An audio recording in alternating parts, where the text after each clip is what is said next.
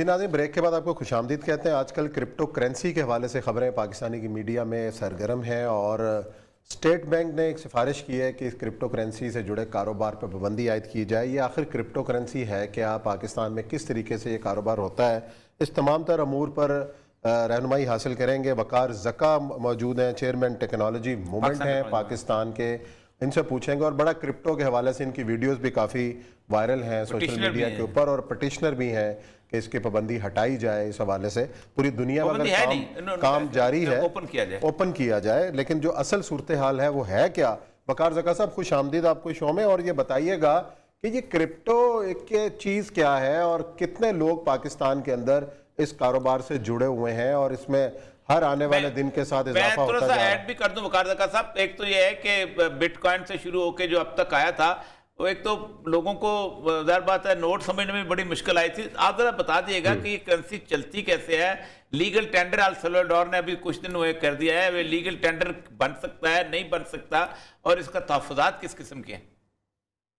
पहले तो बहुत बहुत शुक्रिया, मैं बहुत ऑनर्ड फील कर रहा हूँ कि औरिया साहब के शो में मुझे इस तरह बुलाया गया है। बहुत बहुत शुक्रिया सर। अच्छा, मैं मुख्तसर ये आम जुबान में समझाऊंगा। कंप्यूटर के जो इंजीनियर्स देख रहे हैं वो शायद उस लैंग्वेज को इतना अच्छा ना समझें, लेकिन मुझे गांव देहात में ख़वातीन जो रहती हैं उन तक ये बात पहुंचानी है। तो देखिए, जिस तरह गोल्ड आया, गोल्ड के पीछे कोई मुसलमान, हिंदू या यहूदी नहीं है। किसी ने आके बोला भाई बार्टर मत करो, बीच में एक पत्थर रख लो सोने का, तो सारी कम्युनिटी का उस पर एतबार हो गया, तो सबने मानने लग गए।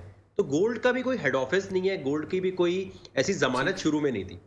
फिर उसके बाद बैंक आ गए, यहूदी एक सिस्टम आया जिसको सूदी सिस्टम भी कहा जाता है, कि पर्चियों पे देने लग गए। पर्चियों के बाद उसके बाद अमेरिका ने कहा जी हमारे पास गोल्ड है बैंक में, लेकिन वर्ल्ड वॉर 2 के बाद उन्होंने गोल्ड हटा दिया और कहा जी प्रिंटिंग प्रेस है हमारे पास, हमारी मर्जी, हम जितना मर्जी प्रिंट करें, जिसकी वजह से महंगाई आना शुरू हुई और रिसेशन आता है। 2008 में जब ये रिसेशन बहुत बड़ा आया तो कंप्यूटर की दुनिया के बहुत सारे लोगों ने, और ये भी कहा जाता है कि NSA, नेशनल सिक्योरिटी एजेंसी जो है अमेरिका की, जहां दुनिया के सबसे बेस्ट क्रिप्टोग्राफर्स हैं, उन्होंने कहा कि हम कुछ ना कुछ ऐसा सिस्टम बनाते हैं जिससे फाइनेंशियल सिस्टम को हम मॉनिटर कर सकें, क्योंकि रोनाल्ड रेगन के जमाने में जो भी मामलात हुए थे करप्शन के, अमेरिका कंट्रोल नहीं कर सका था। तो उन्होंने कहा हम ये एक सिस्टम निकालते हैं इंटरनेट के थ्रू, उसके थ्रू कंट्रोल हो। अब ये हुआ जी सिस्टम चलेगा कैसे। सिस्टम के बारे में ये कहा गया जी बैंक क्योंकि हमारा पैसा रख लेते हैं और एंजॉय करते हैं, और इसी तरह के ATM से, और ये साहब अभी आप 25,000 रुपए निकाल सकते हैं या 50 निकाल सकते हैं, बेशक 1 करोड़ भी पड़ा हो। तो उन्होंने कहा जी ये क्या तरीका है यार, अम्मी के पास तो नहीं पैसे रखवाए हमने, हम पूरे अगर 1 करोड़ अभी निकालना चाहते हैं 24 घंटे में तो क्यों नहीं निकाल सकते। या अभी आप बैंक जाएं और आप पैसे निकालने लगेंगे तो आपके पैसे पे वो पूछेंगे क्यों निकाल रहे हैं सर, क्यों लेके जा रहे हैं। इस चीज को खत्म करने के लिए और मनी लॉन्ड्रिंग और टेरर फाइनेंसिंग जो हवाला हुंडी के थ्रू होती है उसको रोकने के लिए ये एकदम बनाया गया कि अगर मैं औरिया साहब को पैसे भेजना चाहता हूं तो बीच में बैंक, वेस्टर्न यूनियन नहीं होगा। अगर वो नहीं होंगे तो फिर इसकी वेरिफिकेशन कौन करेगा। तो इसकी वेरिफिकेशन के लिए एक सिस्टम बनाया गया जो एक टेक्नोलॉजी है ब्लॉकचेन, जिसको आसान जबान में ये समझ ले, बही खाता होता है जी। गली मोहल्ले में एक बंदा कमेटी जमा करता है और कमेटी जमा करते हुए वो कहता है रिकॉर्ड मेरे पास है, वो सेंट्रलाइज्ड सिस्टम हो गया। अब कैसा हो कि जो लोग कमेटी डाल रहे हैं उन सबको पता हो कि किसने कितनी कमेटी दी है और कब कब दी है, टाइम पता हो।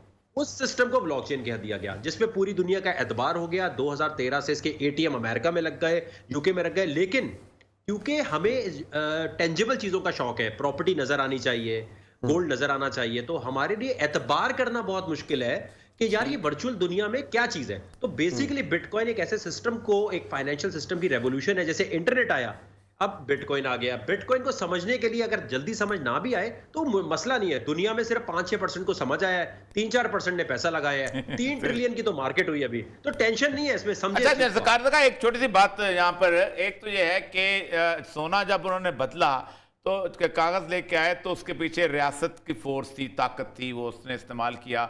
बटन वुड एग्रीमेंट हुआ, उस बटन वुड एग्रीमेंट के अंदर उनका कागज की करेंसी। फिर 73 में पेट्रो डॉलर आ गया, आपको दारबत मुझसे ज़्यादा बेहतर पता है, ये चीज़ हो गई। अच्छा, यहाँ मैं देख रहा था कि एक कम्युनिटी खुद बना सकती है, तो इसका मतलब ये है कि अगर ये इस तरह की मुख्तलिफ किस्म की कम्युनिटी बन गई जो कि सार बात एक पर ट्रस्ट भी करती हों, और जिसे हम वो कहते हैं माइनिंग कहते हैं, कॉइन के माइनिंग जिसे कहते हैं, तो इसका मतलब यह है कि रियासत तो फिर इसका मतलब यह है कि इन फाइनेंशियल मामला से दूर हो जाएगी, अनलेस को इसको तस्लीम कर ले कि ये लीगल टेंडर है। नहीं सर, ये उसी तरह जैसे डॉलर जब नया नया शुरू में हुआ था तो 2-3 तरह के डॉलर बन गए थे। हर स्टेट ने अपना एक डॉलर का वो हाँ निकाल हाँ लिया जी, था। बने थे बने तो थे। ये जी शुरू में ना ऐसी एक सिचुएशन होगी, लेकिन ये इसी तरह जैसे बिटकॉइन आया तो जिस तरह गोल्ड आया, गोल्ड के बाद चांदी आ गई, 3-4 और पत्थर आ गए, तो ठीक पॉन्जी है। स्कीम जरूर आएंगी, मल्टी लेवल मार्केटिंग जरूर होगी। लेकिन देखिए, अगर ये सिस्टम ठीक नहीं है तो अमेरिका इसका एटीएम 2013 से क्यों लगाने दे रहा है? ठीक क्योंकि है। इंटरनेट की दुनिया में जो ट्रांजैक्शन होगी वो तो वो मॉनिटर कर सकते हैं, हवाला हुंडी मॉनिटर नहीं कर सकते। अगर दहशतगर्दी की सपोर्ट के लिए पैसा दिया जाएगा पेपर करेंसी के थ्रू, वो कभी ये लोकेट बात नहीं हो तो सकता। ये तो बात तो सही है। इसलिए इंटरनेट के निजाम में अमेरिका ने, देखें, अमेरिका FATF आज कहे बंद करो जो भी क्रिप्टो में डील कर रहा है, तो वो बंद करना पड़ेगा। FATF कह रहा है भाई इसे फौरन रेगुलेट करो, इसके थ्रू तो हमें मॉनिटरिंग मिल रही है। अच्छा, बिटकॉइन की तरह आपने बिल्कुल दुरुस्त फरमाया कि मेमन कॉइन, फलाना कॉइन, शिया कॉइन, सुन्नी कॉइन, कुछ भी निकल सकता है। सही है। लेकिन वो फ्रॉड तो पेपर करेंसी में भी डबल शाह हर जगह अवेलेबल होते हैं। हो सकता और जी ठीक।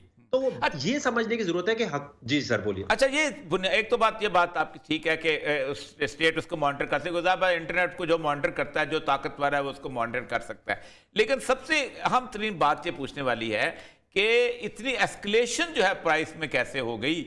मतलब देखा हमने 2012 में तो जो बिल्कुल आप 78 लाख के करीब जो है वो ये कैसे हो गया इसकी वैल्यूएशन, क्योंकि जाहिर बात है आपकी कोई ना कोई उसकी क्रेडिबिलिटी इतनी एस्टेब्लिश हुई है तो इतना ज्यादा हो गया।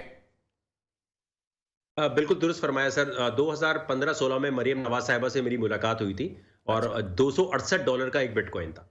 मैंने कहा देखें जी, गोल्ड के ऊपर भी लोगों का जब ट्रस्ट बना था ना, तो लोगों ने एकदम पैसा डालना शुरू करते थे और एकदम निकालते थे। ठीक। जैसे जैसे लोगों को यकीन आता है कि यार गोल्ड तो मैं ईमेल नहीं कर सकता, मैं बिटकॉइन कर सकता हूं, तो वो इसमें पैसा फौरन लगाते हैं। और फिर डर लगता है, कि हल्का सा नीचे गिर रहा होता तो एक डर आता है। जैसे जहाज में भी बैठते हुए शुरू में लोगों को डर लगता था। टेक्नोलॉजी जब जब आती है उसके डर की वजह से लोग जो है एकदम पीछे हट जाते हैं। तो जो इसमें उतार चढ़ाव हुआ है वो इसी तरह है कि एलोन मस्क और बड़े बड़े लोग जो है जैसे पैसा इसमें लगाते हैं, जब उन्हें प्रॉफिट नजर आता है तो वो प्रॉफिट निकालते हैं। वो जो प्रॉफिट निकालने का अमल है, देखिए इसका बेहतरीन तरीका ये है कि जब ऑल टाइम हाई की आवाज आ रही है कि बिटकॉइन या कोई भी क्रिप्टो इस वक्त $60,000 की है, तो लोगों का एक सेंटीमेंट ये है कि वो उस वक्त पैसा लगाते हैं। जब $268 पे मैं बता रहा था तब कोई नहीं लगाता था, $60,000 का हो गया, कह रहे इसमें पैसा कैसे लगाना है। इसी तमाम चीजों को देखते हुए अब यकीन मानिए कि इमरान खान साहब को हमने इतना बताया, लेकिन वो आज मेरे ही खिलाफ हुए हुए हैं। वो कह रहे हैं यार इसको किसी तरह अरेस्ट करो, ये हमें गलत चीज बता रहा है। FIA के दोस्त अहबाब मुझे कॉल कर रहे हैं कि वकार ज़का अपनी पिटीशन वापस लो, वरना तुम्हें अरेस्ट करके शायद मसूद की तरह हथकड़ियां लगा के घुमाएंगे। तो मैं हैरान इस बात पे हो रहा हूं कि डिजिटल इकोनॉमी की बात करने वाले आज डिजिटल करेंसी के खिलाफ कैसे जा रहे हैं, बनस्बत इसके कि वो इसको रेगुलेट करें। अच्छा, क्योंकि एक और पर्दा खवातीन के लिए जी अच्छा, कहाँ कहाँ पे ये रेगुलर हो चुकी है एक सिर्फ हमारे एक अगर ही, हमसाया एक सिर्फ। मुल्कों में अगर बात करें तो आप बताएं जरा हमें। इंडिया में सर इस वक्त रेगुलेटेड है और कहा है कि कोई भी बाहर का एक्सचेंज यहां काम नहीं कर सकता। और लाखों की तादाद में क्रिप्टो करेंसी उन्होंने ली है। उन्होंने जो पाबंदी लगाई है वो ये लगाई है, जैसे पाकिस्तान में इस वक्त ऑफशोर कंपनीज चल रही हैं और PTA उस पर कुछ नहीं कर रहा। वो PUBG को बैन करता है, टिकटॉक को करता है, बाकियों को नहीं कर रहा। वो पैसा लेके जा रहे हैं, फ्लाइट ऑफ कैपिटल हो रहा है। इंडिया ने कहा हमारा एक्सचेंज सिर्फ काम करेगा और वो चल रहा है वहां पर। और दबा के शाहरुख खान, रणवीर कपूर एड्स में आ रहे हैं उनके। जब पाकिस्तान में मोबाइल फोन के एड्स चल रहे थे ना क्रिकेट T20 में, तब इंडिया के क्रिप्टो करेंसी के एप्लीकेशंस के एड चल रहे थे। देखें वो इतने आगे। अमेरिका में आप गूगल करें, 2013 से ATM लगा हुआ है। वो ATM किसने अलाउ किया होगा? Europe, America, UK, Russia. सिर्फ चाइना वाहिद है जहां इस पे पाबंदी इसलिए लगाई गई है क्योंकि चाइना डी-डॉलराइजेशन चाहता है। और चाइना को ये है कि यार डॉलर नहीं आना चाहिए भाई, अपनी हमें निकालनी, क्योंकि चाइना की आबादी इतनी ज्यादा है, उसमें गूगल बैन, फेसबुक बैन। लेकिन क्योंकि पाकिस्तान चाइना की सरपरस्ती में चलता है, जब कोई मसला था चाइना भाई मदद करो, तो जो चाइना कह रहा है वो उसके मुताबिक चल रहा है। लेकिन पाकिस्तान के पास जी अल्टीमेट मौका है इस वक्त सारे कर्जे उतारने का। मैं चैलेंज कर चुका हूं कि इमरान खान साहब आप मुझे आने दें, $3 बिलियन सऊदीया का फौरन वापस करना है। उनको वापस देने का एक ही तरीका है, जितने क्रिप्टो एक्सचेंजेस पाकिस्तान में काम कर रहे हैं $1-1 बिलियन सबको बोले, ये 2 मिनट में पे कर देंगे। इनसे पैसे तो ले, रेगुलेट बाद में करें, पेनल्टी तो लगाए इन पे। अच्छा, ये बताएं, सबसे अहम बात यह है, जो आपने चाइना वाली बात की है कि चाइना और रशिया मिलकर अपना एक इंटरनेशनल मॉनेटरी सिस्टम लेके आ रहे हैं और वो नहीं चाहेंगे कि क्रिप्टो किस्म की चीज जो है उनका मार्केट के अंदर आए, वो लीगल टेंडर बने, जो कुछ है। क्या आप समझते हैं कि पाकिस्तान में जो रिसेंट मूव स्टेट बैंक ने की है वो अंडर चाइना गाइडेंस की है?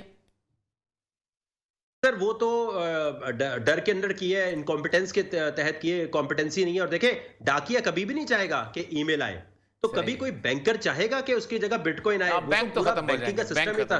बैंक बैंक खत्म हो, आपका मोबाइल जब बैंक बन गया और हर बंदा बैंक अकाउंट खोलने के लिए जो इतने जतन करने पड़ते हैं वो नहीं करने पड़ेंगे, तो फिर वो क्यों चाहेगा क्या है? और दूसरी चीज सर, रशिया में तो क्रिप्टो सबसे ज्यादा अडॉप्ट की हुई है, रशिया ने अडॉप्ट की हुई है, और सबसे बढ़ के ईरान ने ऐलान किया है कि सूदी निजाम के खिलाफ जंग अगर करनी है तो बिटकॉइन अडॉप्ट करना है। तो इस वक्त ईरान कह रहा है कि सारे बिटकॉइन मुझे चाहिए, क्योंकि जिस मुल्क के पास जितना ज्यादा बिटकॉइन होगा उसकी currency will be backed by that bitcoin. जो पाकिस्तान आज रो रहा है, आज मेरी बात लिख लीजिए, कल ये बिटकॉइन को $1 लाख का खरीदना पड़ेगा, क्योंकि हर करेंसी जो है वो बैक्ड हो जाएगी बिटकॉइन से सर।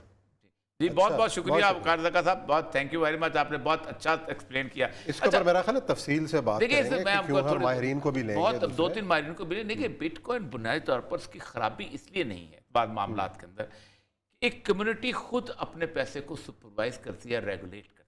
असल मसला जो माशी कंट्रोलर हैं, मतलब IMF है, वर्ल्ड बैंक, उनके कंट्रोल से निकल रही है स्टेट बैंक चीज। ऑफ पाकिस्तान है। आप जब चाहें, आपकी जेब में 500 रुपए का नोट है या 5000 रुपए का नोट है, इसकी वैल्यू जो है तकरीबन मार्केट के अंदर 4800 है। मैं स्टेट बैंक को ऑर्डर करता हूं यार इस तरह के ना कोई 2 लाख नोट और छाप दो, आपका ये नोट जो है ना वो 4000 का बन जाएगा। सही है। क्यों? मैंने आपकी जेब से 1000 रुपया चोरी कर लिया। क्रिप्टो में आप ये चोरी नहीं कर सकेंगे किसी तौर पर भी, क्योंकि मुझे भी पता है कि मेरी वैल्यू क्या है, जो वो कम्युनिटी जो है वो आपस में ट्रेड करना शुरू हो जाएगी। और बात देखिए, अहम तरीन बात जो होती है कि करेंसी जिसकी इंट्रिंसिक वैल्यू मौजूद हो, इसकी ये अब 4 करेंसीज जो है ये एक्सचेंज हो सकती है, करेंसी इंटरनेशनल करेंसीज में, उसके बाद प्रोडक्ट्स में और सर्विसेज के अंदर। मतलब सर्विसेज है कि एक आदमी ने कुछ सर्विस दी, मैंने दी, डॉक्टर ने दी, उसको एक वैल्यू कर लेते हैं। और प्रोडक्ट्स के अंदर जब तीनों को, इसको कहते हैं गुडविल। मैं कोई छोटी सी मिसाल आपको दूं, आप एक दुकान खरीदना चाहते हैं, किसी जगह जाते हैं, वो दुकान चालू है, उसके अंदर 5 लाख रुपए का माल है, वो कहता है 5 लाख रुपए का माल और 15 लाख रुपया इसकी गुडविल। गुडविल कहाँ होती है? एग्जिस्ट ही नहीं कर रही होती। जिसे कहते हैं ना जी, पगड़ी हो गई था, पगड़ी अड्डे दी कीमत है। वो अड्डा कहाँ है? अड्डा एग्जिस्ट नहीं। That is how the things work, कि आप उस गुडविल को, अब बात उसकी ठीक है कि इसके अंदर सूद से बहुत फौरी तौर पर बचा जा सकता है। आप डायरेक्ट बार्टर कर रहे हैं ना बुनियादी तौर पर, आप ना इंटरेस्ट, आपका पैसा ही पड़ा है, आपका ना उसका बढ़ा है ना उसका बढ़ा है, लेकिन प्रोडक्ट जब बिक रही है तो उसकी वैल्यू बढ़ती जा रही है। चीज ये है असल मसला। ठीक है, वैसे मैं तो समझता हूँ इसके ऊपर मजीद रिसर्च की जरूरत है सर। जिस तरह की ये चीजें आएंगी ना, डर क्यों रहे, जिस तरह ये चीजें आएंगी ना, उस तरह का कंट्रोल खत्म होगा जो IMF, वर्ल्ड बैंक का, इंटरनेशनल मॉनेटरी सिस्टम का। लेकिन एक बात तय है, ये निकाला था जापानीज, मैं जापान में था 2012 में, तो दिख रहा था उस वक्त $2-3 का था, वो कहते खरीदो, मैंने कहा नहीं, जापानी खुद डर रहे थे खरीदने के लिए। अच्छा। ये सूरत है। लेकिन इसको कंट्रोल करेगा कंप्यूटर, और कंप्यूटर जो है वो फिर इन्होंने सबसे पहले रॉथशील्ड ने 1694 में लीगल टेंडर बनाया था बैंक ऑफ इंग्लैंड, सबसे बड़ी जूश फैमिली। ये वही रॉथशील्ड था जो 1911 के अंदर फैमिली का बंदा जो कि तल अबीब में गया था और उसने 60 घर आबाद किए थे। ये जूस के हाथ में चला जाएगा, ये खतरा बहुत बड़ा है। चले जी, देखते हैं क्या होता है, और पाकिस्तान और जो रीजन है इसको किस तरीके से अपनाता है और इसमें रुकावटें क्या हैं, आने वाला वक्त ही बताएगा। या लेते हैं ब्रेक, और ब्रेक के बाद आएंगे तो जिक्र करेंगे कुछ अफगानिस्तान।